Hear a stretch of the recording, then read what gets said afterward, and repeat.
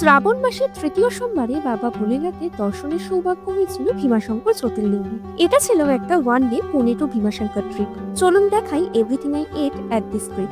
গাড়ি ছেড়েছিল সকাল 6:30টায়। প্রায় 2.5 ঘন্টা যাওয়ার পর রোড সাইড একটা স্টলে সকাল 9টা নাগাদ গাড়ি দাঁড় করানো হলো। খুব লিমিটেড কিছু মেনু অপশন থেকে বেছে নিলাম পোহা আর চা। চোখের সামনে পাহাড়, ঝিরিঝিরি বৃষ্টি আর লেবু চিপে পোহার স্বাদ পেয়েছি। শুরুটাই এত মনোমুগ্ধকর, এরপর আর কোনো ব্রেক নেই। সকাল 10:30টায় পৌঁছালাম গন্তব্যে। এখান থেকে এবার 5 কিলোমিটার হাঁটা পথ। পাহাড়, ঝর্ণা, জঙ্গলকে পিছনে ফেলে আকাশভাঙা বৃষ্টি মাথায় নিয়ে মন্দির প্রাঙ্গণে পৌঁছে বিশাল লম্বা লাইনে দাঁড়িয়ে পুজো দিয়ে উঠলাম অবশেষে বেলা 2টোয়। মন্দিরের সামনে একটা মিষ্টির দোকান দিয়ে অল্প একটু মিষ্টি কিনলাম বাড়ির জন্য।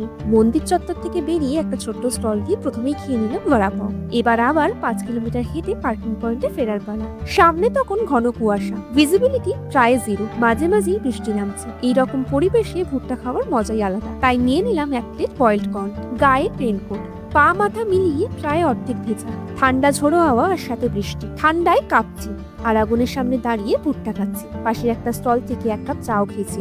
এরপর গাড়ি করে বাড়ির উদ্দেশ্যে রওনা দিলাম। গাড়ি থামলো সন্ধ্যে 7টায় হাইওয়ের পাশে একটা ধাবাতে। সেখান থেকে অর্ডার করা হলো রাত্রের ডিনার। নান রুটি, সেফ পুরি, ডাল চাওয়াল আর পনির কারি। সবকিছু অল্প অল্প করে প্লেটে নিয়ে পেট পুজো সেরে বাড়ি ফিরতে ফিরতে ওই রাত 10টা। আমার কাছে কিছু অভিজ্ঞতা সত্যিই সুন্দর, এটা তারই উদাহরণ।